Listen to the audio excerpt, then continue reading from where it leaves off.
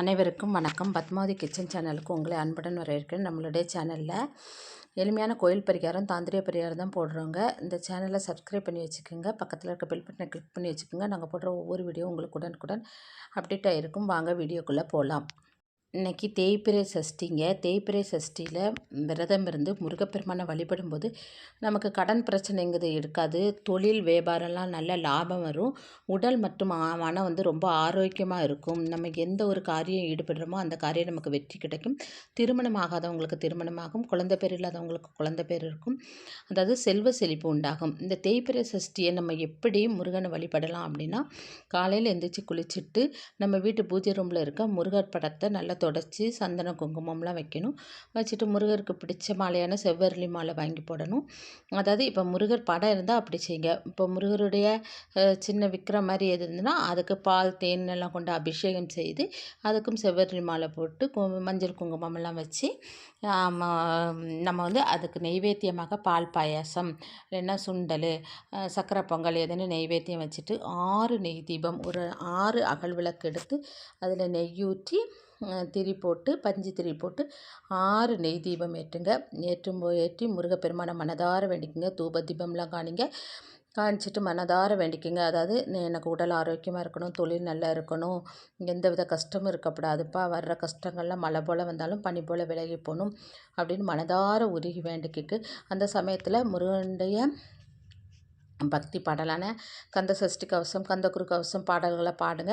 அப்படி அந்த உங்களுக்கு தெரியலைன்னா கூட நீங்கள் ஓம் சரவணபவா போற்றி, ஓம் சரவணபவா போற்றின்னு கூட சொல்லலாம். 108 முறை கூட நம்ம ஒரு நோட்டை எடுத்து நோட்டில் எழுதலாம் பகல் பூரா. அதுக்கப்புறம் இந்த விரதம் இருக்கிறவங்க என்ன செய்யலாம்னா 3 நேரம் உணவு எடுக்காமையும் விரதம் இருக்கலாம். இல்லை எங்களால் அப்படி முடியாது அப்படிங்கிறவங்க பால் பழம் சாப்பிட்டுட்டு கூட விரதம் இருக்கலாம். விரதம் இருந்து முருகப்பெருமானை வேண்டும்போது அதுக்கு பலன் ரொம்ப கூடுதலாகவே இருக்குங்க. பகல் பூரா நம்ம முருகனுடைய திருநாமத்தையே சொல்லிகிட்டு இருக்கலாம். இந்த சமயத்தில் நம்ம என்ன செய்யணும்னா, நமக்கு தேவையான என்ன ஒரு விஷயம்னாலும் முருகப்பெருமான்கிட்ட கேட்கும்போது முருகப்பெருமான் அதை நிறைவேற்றி தருவார். தேய்பிறையில் நம்ம கடன் பிரச்சனையெல்லாம் தீரணுங்கும் போது அந்த கடன் பிரச்சனைங்கிறது தீந்துரும். எந்த ஒரு விஷயத்தையும் தேய்பிறையில் கேட்கும்போது அந்த நமக்கு கஷ்டங்கள் தீரணும்னா அந்த கஷ்டங்களும் தேய்பிறையில் தேஞ்சிக்கிட்டே போயிடும்னு சொல்லுவாங்க. அந்த மாதிரி எல்லாமே விளைக்கிறோம்.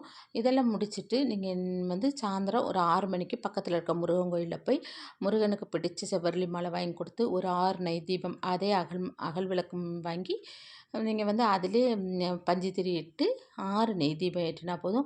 ஏற்றி முருகப்பெருமானை மனதார வேண்டிக்கங்க. வேண்டிட்டு முருகனுக்கு அபிஷேகத்துக்கு ஏதேனும், அதாவது இளநீர், பன்னீர்,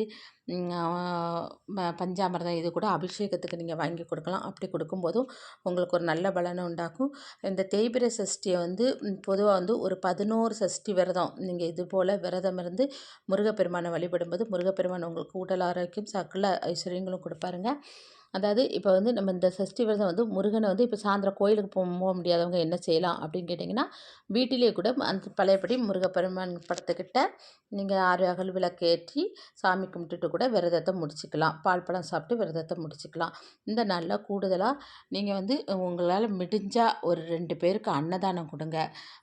அதாவது தயிர் சாதம், புளி சாதம் இது போல் அன்னதானம் கொடுங்க. அன்னதானம் கொடுக்கும்போது இதோட பலன் ரொம்ப கூடுதலாகவே இருக்குங்க. நம்மளுடைய கர்ம வினையெல்லாம் தீர்ந்து நமக்கு சகலவித சௌபாக்கியங்களும் கிடைக்கும்.